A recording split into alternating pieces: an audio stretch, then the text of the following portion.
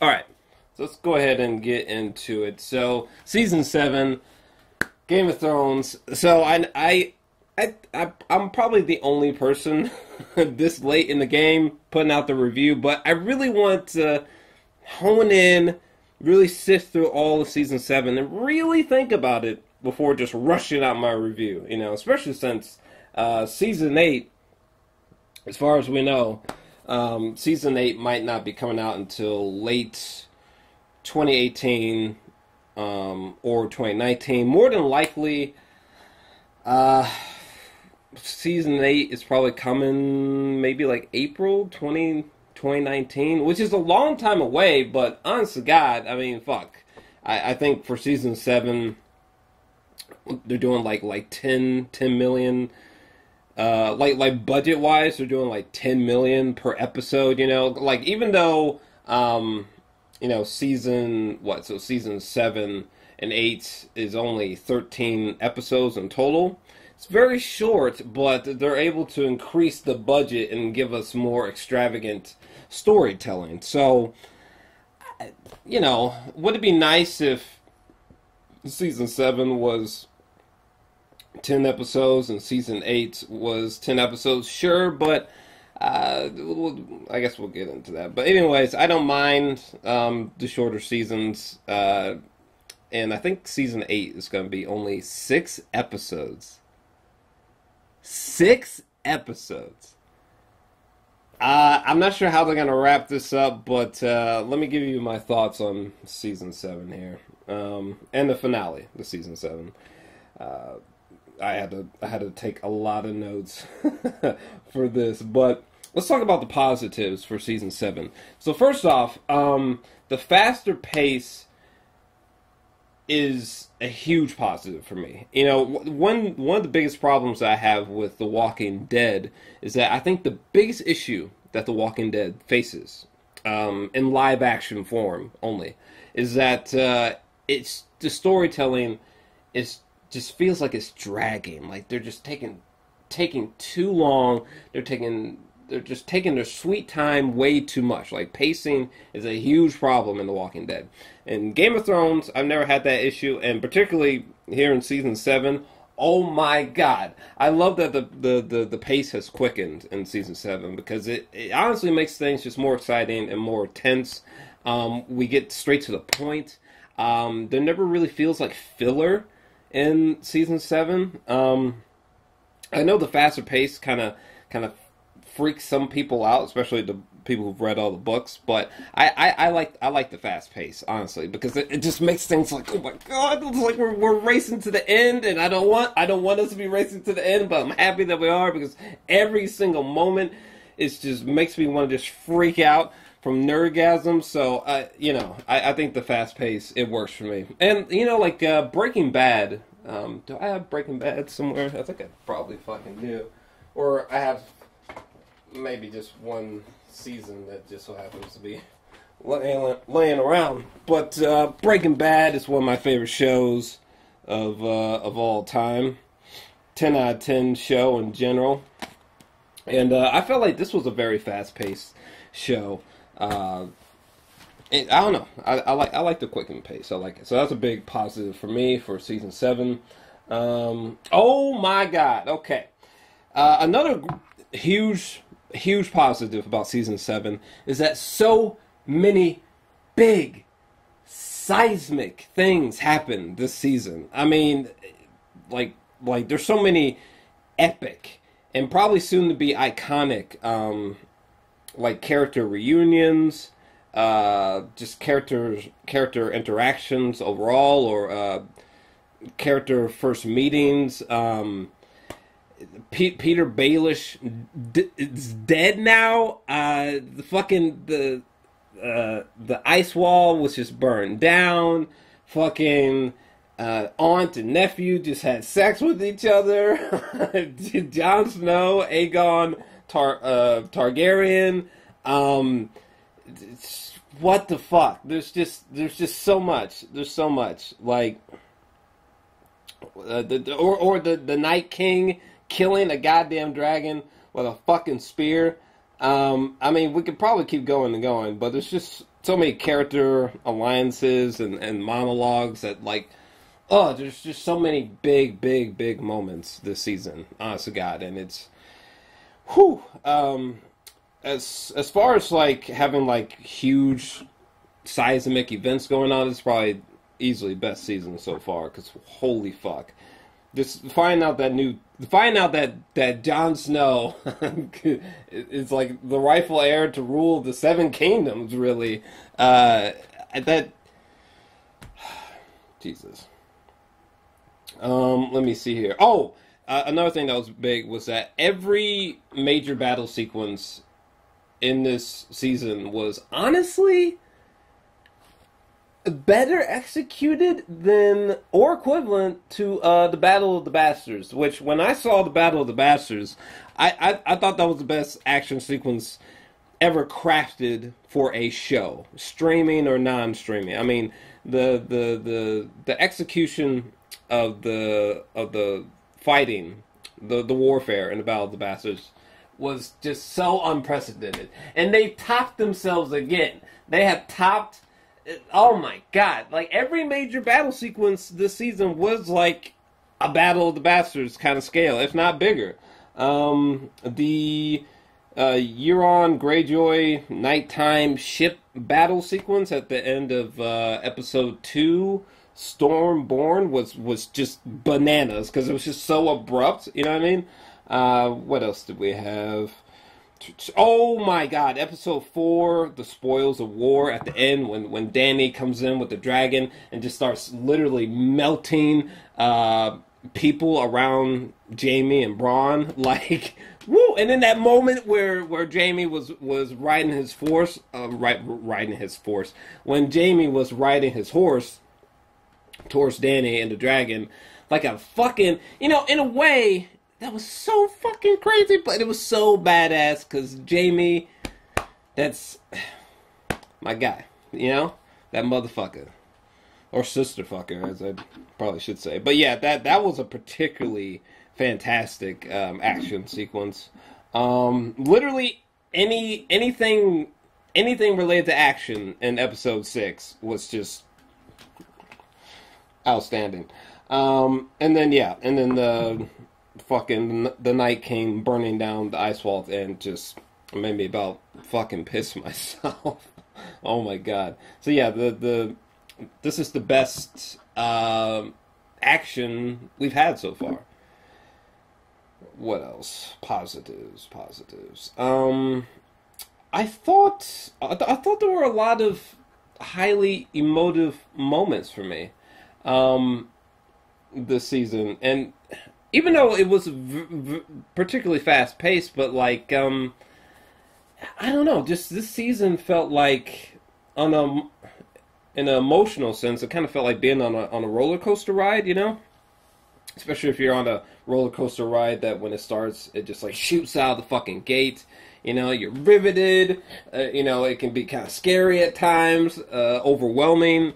Like all the stuff with like, I guess like having Dany and Jon Snow magnetize themselves toward each other. Watching that became particularly emotional for me by the end, because I've been waiting to see these two characters. I've been waiting to see them meet for such a long fucking time. And there's always just that tension of you never know who's gonna die. There's so many points where I'm just like, oh man, I just don't know. Like when Dany was threatening Varys, or even Tyrion, or when Jaime decided to ride his horse towards a dragon and Dany like a crazed fuck with a spear.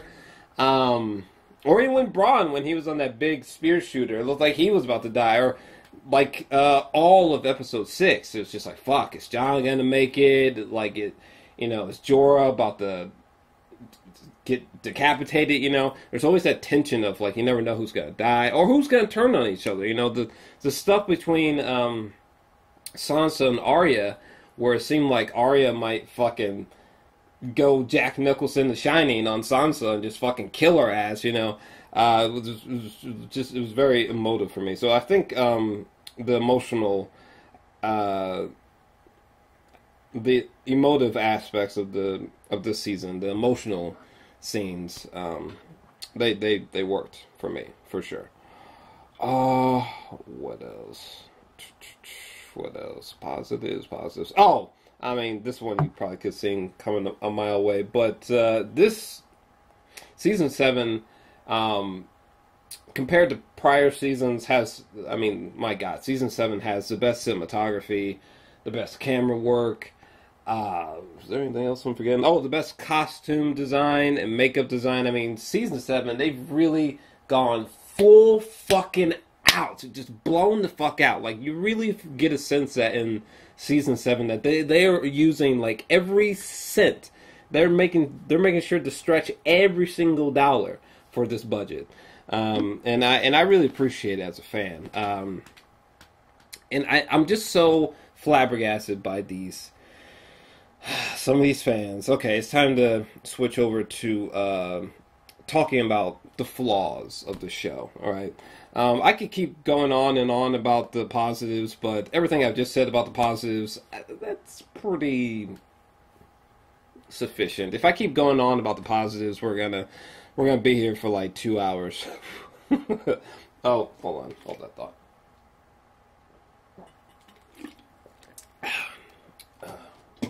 I get thirsty when I do these talks in one fucking take. But yeah, let's talk about the flaws. So, one thing I want to start off with is that, in my opinion, everything is flawed. Okay? Even 10 out of 10 films have flaws. You know, movies or shows that are 10 out of 10 to me. You know, let me just look at my wall here. Ewan McGregor's Moulin Rouge. What do I have up here? Crouching Tiger, Hidden Dragon. Children of Men. Bronson. Breaking Bad. Lawrence of Arabia. Peter Jackson's King Kong. Quentin Tarantino's Django Unchained. The Hurt Locker. These are all Mad Men. These are all things that I think are 10 out of 10. Do I think they still have flaws? Yes! You see, everything has flaws, 100%. And it could be something minute, too. It could be like a technical flaw. Like in The Dark Knight Rises, which is something that I think is a 10 out of 10. There's one moment where, what happens? You see Catwoman, you see Batman in the distance, you see the two of them turn around, and then you see Bane fucking, like, doing that weird, badass, awkward walk, you know? And then you see Batman and Catwoman try to escape while fighting a bunch of men. Okay, well, one of those men falls over in the distance, even though no one was around him. Technical flaw, right? So yeah, every film has goofs or flaws like that, first off, okay? So nothing's, like, perfect. So why the fuck anyone is expecting a perfect season to Game of Thrones is completely beyond me. Flaws. The only flaws that really bother me, I gotta say, I do like the fast pace, but if you were to ask me, hey, if we kept the fast pace, but if we made season 7 10 episodes and season 8 10 episodes, I would prefer that. So that is a gripe, or like a little flaw, if you will. I do wish that this season and last season were longer in terms of episodically speaking. What else? Oh yeah, and then there's like little tiny flaws, like episode 6, Gentry fucking running all the way back to the wall, seemingly like in one run. It doesn't appear that he had water or food on him, or if he did, it can't have been that much. And like Gentry just not only made it back just from an endurance standpoint, like he actually just ran all that way and made it back perfectly fine. He wasn't killed by any whites or anything like that. Like it, no. Okay. Again, it's not that big of a deal. Not that big of a deal. I've used this example many times, but it bears repeating.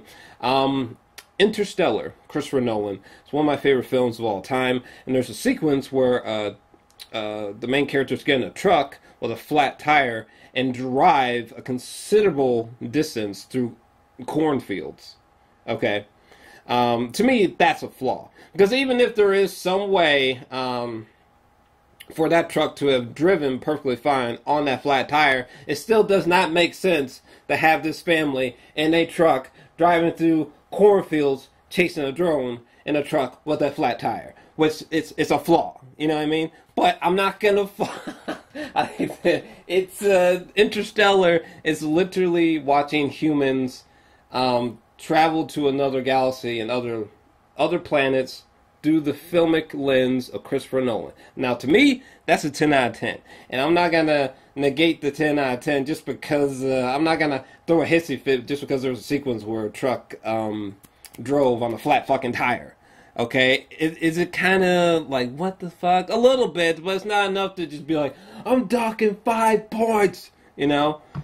And what else? You know what? And this takes me to my main point. You know what my real flaw with Season 7 is? It's these unsatisfiable, bitchy, just spoiled, bratty fans. Okay? These fans that, like, particularly ever since Episode 6, just bitch about everything. That's my biggest flaw with Season 7 and Game of Thrones live action wise in general. Okay, now I'm gonna just give my commentary over some flaws that fans have pointed out about season 7, because most of them I just think they're trivial and ridiculous. But and also to prove to you that, like, I have noticed, I haven't turned a blind eye towards people's criticisms of Season 7. So I'm going to address some of those right now. Because, in my opinion, Season 7 is the best season so far. This is a 10 out of 10 season. Season 7 as a whole is a 10 out of 10. The finale is a 10 out of 10.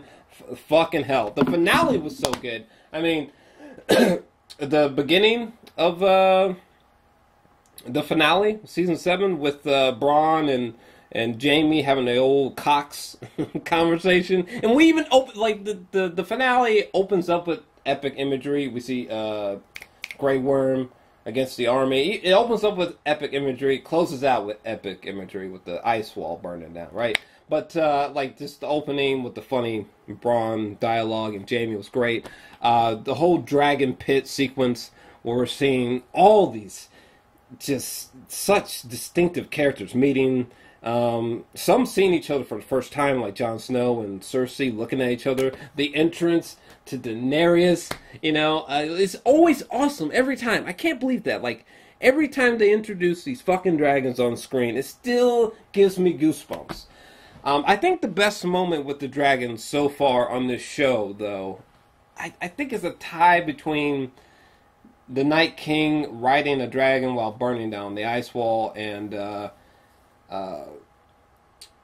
what was it? Jon Snow standing before the dragon and sort of like petting it, you know? Like, those two moments are probably my two favorite dragon moments on the whole show. But what the hell was I about to talk about? Oh, fans' criticisms. So this was posted by a YouTuber. And this was some of his flaws with episode 6. Let's see here. Number one, the idea of going beyond the wall. Number one, the idea of going beyond the wall to catch a zombie is extremely stupid to begin with. I know that a lot of people have gripes with this concept of trying to, like, convince Cersei, but honestly, it's not that bad of an idea. Trying to convince Cersei to be an ally for a little bit so we can take care of these dead motherfuckers and this Night King, namely. It's not a bad plan. And honestly, the idea of going over the wall to pick up a zombie to show Cersei, like, look, bitch, yeah, they're real. Yeah, we got problems because there's like hundreds of thousands of these motherfuckers that we got to deal with. It's not a bad idea. How they went about doing it, I think that's what's freaking people out, you know? I think there's something else he says in here that'll... well, we're going to keep going. You'll see why. Number 2, why didn't they go on horses to go pick up a zombie instead of walking? That's not a bad question. Why didn't they just ride horses out there? I'm not sure when he's gonna get to it, but this is what I was gonna say before. But like, shit, why didn't Danny just why didn't John get on the back of Danny and they both just got on a dragon? They just flew out there, got a zombie, and plucked his ass up and came back. Because we wouldn't have such a great episode. But let's see here. So that probably answers your question about with the horses as well. It wouldn't have been that great of an episode. They just went out there with horses. So I'll give you that. It might have been. Why didn't they go out there with horses? That's not a bad point. It's not bad. It's not bad. I don't think that's enough to incite hate. Because this motherfucker's comments are hateful. But let's see here. Number 3. How come the ice breaks when 5 people step on it, but then it doesn't break when the dragon, carrying all of them on his back, lands on it? See, something like that. I didn't even think about that at the time watching episode 6. So to me, I feel where you're coming from, but I would almost put that in the same category as the flat tire from Interstellar. Like, that's just something I can very easily look over, so don't really care. Number 4, why didn't Danny just burn down all the zombies instead of just burning down some before landing and picking up Jon Snow and them? To be fair, it was a lot. It was a lot of zombies. I mean, it was a lot. And number 2, the dragons, they got powerful, like, Kamehameha blasts, so to speak, but it's not like... I mean, like, the blast radius that comes from this dragon's mouth isn't so wide as to, honestly, for her to have killed all the zombies, she would have almost had to be like mowing a lawn, and mowing a lawn takes time, but anyway. And they were in a time-sensitive situation, Jesus Christ. What else has he got? Number 5, how come the zombies who dragged down Jon Snow under the ice did not survive despite Jon... I don't care about that shit. Let me see here.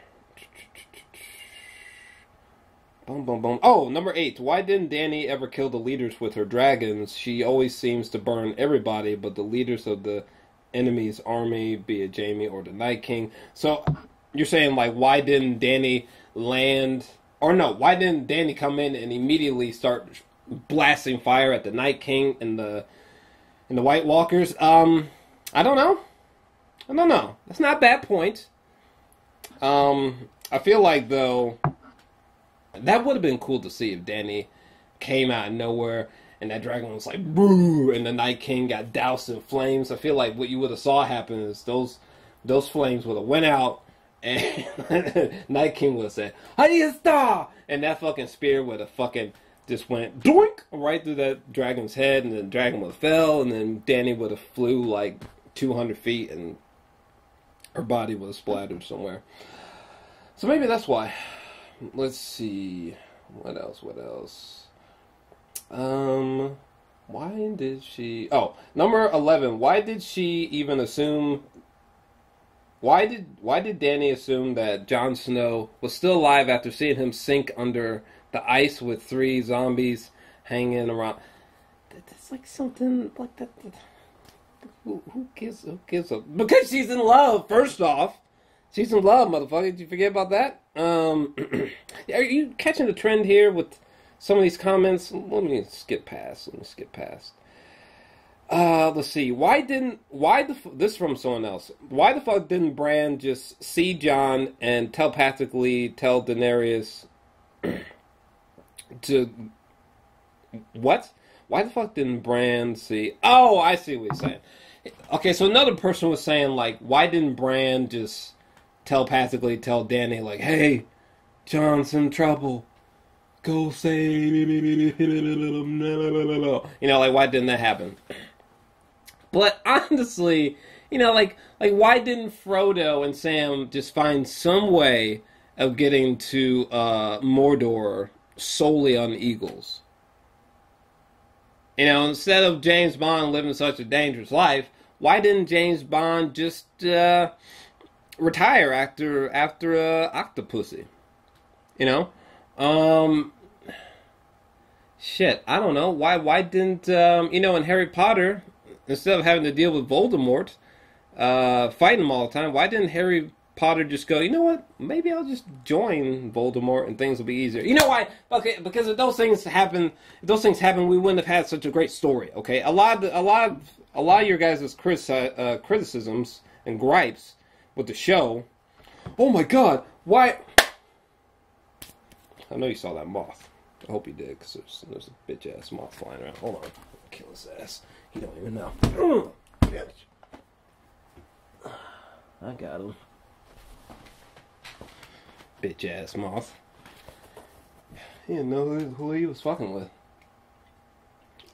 He didn't know who he was fucking with. But a lot of your guys' hate towards Season 7, it's just ridiculous. I mean... Oh my god, characters are teleporting now? How are they moving across distances so fast? And then another thing is that, like, I get where people are coming from with the problems with the way that time was executed, literally in episode 6, but at the same time, we don't explicitly know exactly what happened with time when Gendry ran back to the ice wall, and we see Jon and them huddled together, cold, with the dead around them, and then Dany comes in. We don't know exactly what the timelines look specifically like. If we don't know if Gendry left at 4 p.m. and came back to the ice wall at 10 p.m. like Cinder Raven, you know what I'm saying? So I feel like people should chill out with their issues with characters being here at a certain amount of time when they were actually here. I know stop. I have the same issue with The Dark Knight Rises. People are like, oh, I mean, like, Bruce Wayne's back was just broken a few scenes ago. Like, how the fuck, like, how is it that his back is healed here? Because this amount of time could have only went by. You don't know that. The director didn't make it explicit how much time passed from when his back was broken to when his back was healed. So you can't just be like, well, oh my god, what am I trying to say? You guys know what I'm trying to say. I'm articulating it a bit poorly, but like, just a lot of your guys' criticisms are just really trivial, and it's like not that fucking serious.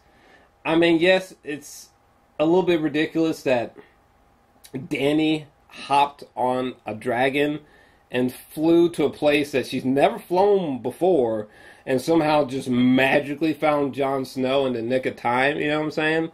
But it's also ridiculous that she's riding the dragon in the first place. The fact that Dany rides her dragons without like goggles or like a helmet is ridiculous. The fact that Dany is just holding on for dear life riding these dragons the whole time without some kind of hoist, that's ridiculous.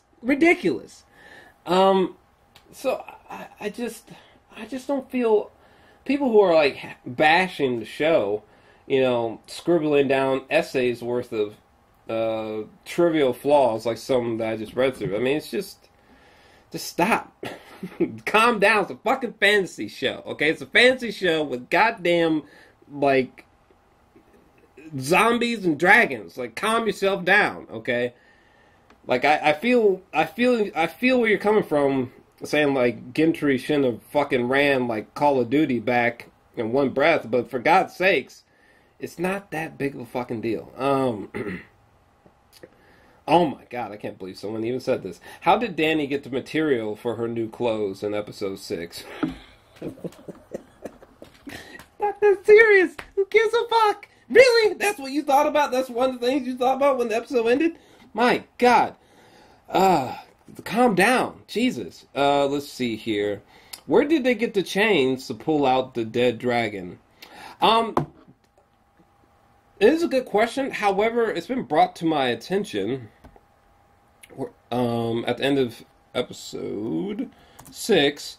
This might be our answer as to where those giant chains came from. Because if you look in the distance, there appears to be some kind of ship, and you can see like a trail that seems to be coming from the ship. So it seems like they pulled out the dead dragon. They got those chains maybe from that ship in the distance. That's the only real answer I've been able to find so far. So if you found another explanation, I would love to hear it. But what else? I have to say I am curious about like how does Bran, how do his powers work specifically? You know, like why wasn't Bran informed about Jon's true heir like a while ago? You know, days ago or something. You know, why wasn't Bran able to just telepathically go up to Daenerys and be like, hey, Jon's in trouble. Go save that nigga, you know? and that's why Dany flew out to save Jon, as opposed to, like, Gendry being the one who sets off this raven. But anyway, I don't know. Just a lot of, I don't know. I'm not really into, like, these small, overly nitpicky flaws that, like, you wouldn't have even really thought twice about had someone not, like, wrote out a fucking essay's worth of hate. So, yeah. Look, I hear you guys with your criticisms. I get it, but most of them, like some of what I just read, they're just really just nitpicky. Personally, I thought this was a 10 out of 10 season. It was everything that I wanted. It's everything that I wanted. It's everything that I needed. I can't believe that I'm telling you right now, more than likely, season 8 ain't coming out until 2019. I will be blown the fuck away if season 8 comes out by 2018, because, oh my god, to think that they're going to try to top themselves again. Honestly, the ending of the finale this season,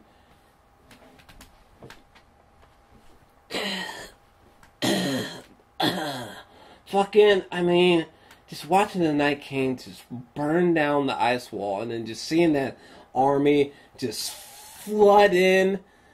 Oh my god. Like, what a way to close that. What a cliffhanger. What a cliffhanger. And not to mention, Tormund, was Beric with him? It's like, did they die? Like, what happened? Oh my god, what just a powerful, powerful ending. Jesus Christ. I can't even imagine what season 8 is going to be like. Since we're on the topic, season 8, things that I would like to see or expect. I still would love to see an entire episode or half of an episode just dedicated, just shown from the viewpoint of the Night King. I think that would be great. I think that the sequence where the Night King speaks for the first time, that's got to be huge. I don't know how they're going to do it, but it's got to be big. It's got to be big. It's got to be creepy. I really hope they nail that moment. We definitely, it's fucked up, but we definitely need some more character deaths. I think the biggest character death this season is probably Peter Baelish, for sure. My boy Littlefinger is just down for the count. Which, by the way, I didn't have a problem with the way that Littlefinger died. I know that some people have these huge problems with the way that Baelish died. Like, all this shit that he did in his past, I can't believe it just amounted to him dying like that. Look, death in Game of Thrones is always meant to feel realistic. I don't feel that death in Game of Thrones is always meant to be satisfying. I think a lot of times it's meant to be just cold and unfair, like most deaths in real life in medieval, dark agey times, So, I think that Peter Baelish died in a way that made sense to his scheming ass character. But is there anything else I'm really spitballing here? Anything else I want to say about season 7? A lot of people were like, why was Tyrion standing outside of Dany and Jon's door like that? Does Tyrion secretly love Daenerys? What was Tyrion doing in that moment? Why was he standing outside the door while nephew and auntie were fucking? Personally, I feel like Tyrion just is realizing that Dany and Jon being together can be problematic and could cause the two of them to make decisions that are not right, but they're making decisions like out of love and shit like that. So I think that's what's going on in Tyrion's mind. And the whole Jon and Dany romance, I'll admit it was very obvious. The execution is not perfect. I feel like the romance between Dany and Jon just felt very. It happened very quickly. I was just like, all right. I think it could be executed a little bit better. Bit of a nitpick. Executed a little bit better. I do like I like the concept of Bran narrating and giving us Jon's true name,